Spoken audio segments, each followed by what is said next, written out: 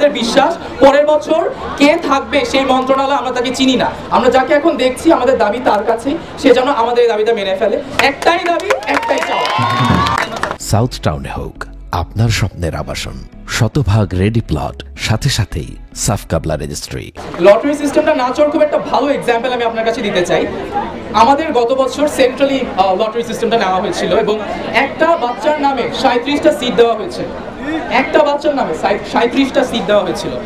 আপনি একটু চিন্তা করে দেখেন, একটা বাচ্চার নামে 37টা সিট দিলে সে তো আর 37টা সিট নিবে না। ইট এসেনশিয়ালি মিন্স বাকি 36টা সিট বিক্রি হচ্ছে।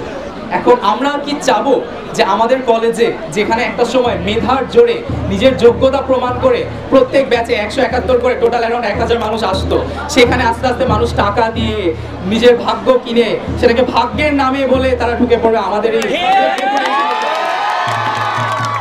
কারণ আমরা মনে করি হ্যাঁ দুইটা সিস্টেমের মধ্যে হয়তো সমস্যা আছে, ইনফ্যাক্ট আমাদের এন্টায়ার সিস্টেমের মধ্যে অনেক সমস্যা আছে, কিন্তু এই সিস্টেমটা মধ্যে লটারি সিস্টেম যেটা করছে আমাদের কলেজে অ্যাটলিস্ট রেপুটেশনটা নষ্ট হচ্ছে।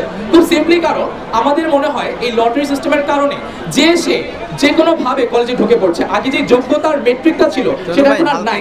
কাজে একটা বাচ্চা সে কি করছে, কিভাবে আসছে, সে কতটা ভালো স্টুডেন্ট কতটা খারাপ স্টুডেন্ট আমরা জানছি না। এবং এখানে ভালো বা খারাপ বলতে আমরা একদমই বুঝাচ্ছি না যে সে রেজাল্ট ভালো করছে না খারাপ করছে, আমরা বলতে যাচ্ছি সেই সকল বাচ্চাদের যারা হয়তো বিহেভিয়ারাল সমস্যায় যাচ্ছে, এমন সমস্যা যেগুলো হয়তো কলেজের মতো অথরিটিস ডিল করতে পারে না। ফর এক্সাম্পল আমাদের খুব ফ্র্যাঙ্ক একটা এক্সাম্পল, আমাদের 6-7 এর বাচ্চাদের ব্যাগে রেগুলার বেসিসে মাদকদ্রব্য পাওয়া যায়, প্রবাবলি লেটস সে ভেপ পাওয়া যায়, এই ধরনের জিনিসপাতি পাওয়া যাচ্ছে শুধুমাত্র লটারি। আপনি চিন্তা করে দেখেন লটারি থ্রু আমরা কোনো ট্রান্সপারেন্সি পাচ্ছি না, আমরা কোনো ভাবে জানতে পারছি না যে এই যে 171 বা 200 বা 300 বা 1000 বাচ্চা যারা চান্স পাচ্ছে তাদেরকে কিভাবে চান্স পাওয়ানো হচ্ছে, তাদের নাম্বারটা কোন ভাবে ভাগ্যের ক্রমে আনা হচ্ছে, আমরা সেটা জানি না। কিন্তু আমরা স্পেসিফিক্যালি লটারি সিস্টেমের বাইরে এসে যখন অ্যাডমিশন পরীক্ষা দিই আমরা জানি যে অ্যাটলিস্ট ওই 171 বা 172 বা যত হাজার মানুষ আসুক সবাই পরীক্ষা দিয়ে একটা রেজাল্টের চেকিং প্রসেস আছে, সেখানে আমরা ট্রান্সপারেন্সি যদি মনে হয় যে কোনো সমস্যা আছে আমরা ইজিলি আস্ক করতে পারবো, চাইতে পারবো যে হ্যাঁ আমাদের এই অ্যান্সারের কোয়েশ্চেন বা যে অ্যান্সার স্ক্রিপ্ট আছে আমাদের কিছু একটা ট্রান্সপারেন্সি দেখান, প্রমাণ হিসেবে দেখান। আমার মনে হয় লটারি সিস্টেমে এই প্রমাণ দেওয়ার কোনো মেকানিজম নেই। ভর্তি বাণিজ্য বা ভর্তির সমস্যাগুলো আছে ওগুলোর থেকে বেশি বা পরীক্ষার সমস্যা থেকে বেশি, এই জন্য আমরা পরীক্ষা চাচ্ছি, কারণ পরীক্ষাতে ওই ট্রেড আউটগুলো কম। আচ্ছা এখন দেখেন ওই যে কোচিং ম্যানেজার কথা, আমাদের দেশের এডুকেশন সিস্টেমটা দেখেন, একটা ছেলে সে এখন যদি এই কম্পিটিশনটা ফেস না করে হয়তো বা তাকে 12 থেকে ফেস করা লাগবে, হয়তো বা তাকে অ্যাডমিশন থেকে ফেস করা লাগবে। মানে আমাদের দেশের সিস্টেমে তাকে এই র্যাঙ্ক লিস্টের মধ্যে আসতে হবে, তাকে এই কম্পিটিশনটা আসতে হবে। একটা ছেলে যে যখন হচ্ছে ক্লাস 6 লটারিতে ঢুকতেছে সেও কোচিং করতেছে, তো আমরা যদি একটা কোচিংয়ের জন্য এই পুরো লটারি চালু করি এটা আমরা মনে করি এটা পুরোপুরি একটা মানে অ্যাবসার্ড একটা জিনিস, ওরিজিনাল অ্যাবলিশমেন্ট চাই। আর 4 এর স্টুডেন্টরা 6 এ ভর্তি হওয়ার জন্য আসছে, সেখানে ইমাজিন 4 এর একটা বাচ্চা, ছোট্ট একটা বাচ্চা সেখানে 6 এ পড়ার জন্য আসছে, সো তার লেভেল অফ ট্যালেন্টটা কতটুকু থাকবে। এখন একটা জিনিস দেখেন যে এই 4 এর বাচ্চাটা যখন 6 এর প্রেশারটা নেবে তখন ফার্স্ট অফ অল সেই প্রেশারটা নিতে পারবে না, এন্ড সেকেন্ডলি যেটা হয় সেটা হচ্ছে যে তার কিন্তু আরো বেশি পড়াশোনা করা লাগবে, তখন টিচারদের কিন্তু মানে টিচারদের কাছে আরো বেশি যাওয়া লাগবে, যে কোচিং বিজনেসটা কথা যেটা আমরা চিন্তা করছি সেটা আরো বেশি করা লাগবে। সো এটা কিন্তু তার মানে বোঝা যায় লটারি সিস্টেমের মাধ্যমে আপনার যে কোচিং বিজনেসটা আপনি যে বলছেন যে না অ্যাডমিশন ফেজে কোচিং সিস্টেমটা পারে, সেটা না, বরং লটারি সিস্টেমে কোচিং সিস্টেম কোচিং ব্যবসাটা আরো বেশি বাড়ে, এটা একটা বিষয়।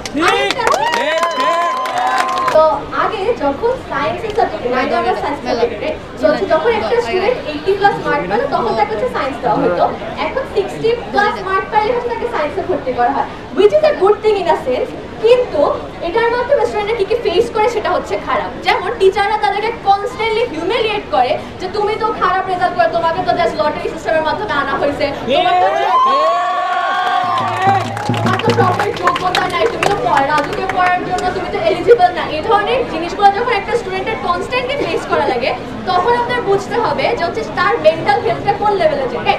সো তাই আমরা বিশ্বাস করি যে যখন অ্যাডমিশন ফেজে আনা হবে সবগুলো স্টুডেন্টের লেভেল অ্যাটলিস্ট লাইক ইকুয়াল অ্যামাউন্টে থাকবে, অ্যান্ড তখন রাজুকের লেগেসি যেমন কন্টিনিউ হবে তার পাশাপাশি প্রত্যেক স্টুডেন্টের এই ধরনের জিনিসপত্রগুলো ফেস করা হবে। রাজু উত্তরা মডেল কলেজ বাংলাদেশের সেরা কলেজ, এই কলেজে লটারি এটা মানায় না, এই কলেজে লটারি না করে মেধা তালিকার মধ্যে এখানে পরীক্ষা দিবে, ভালো মেধাবী ছেলে মেয়ে এই কলেজে আসবে, এটা আমরা চাই। আমরা অভিভাবক, আমরা চাই এমন সুনামধন্য কলেজে লটারি হবে না, হবে মেধা ভিত্তিতে হবে।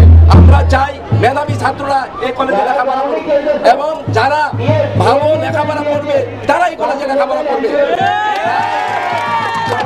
তাই আপনাদেরকে বলবো, এই সুনামধন্য এই রাজুক কলেজ, এই কলেজে কোনো লটারি চলবে না।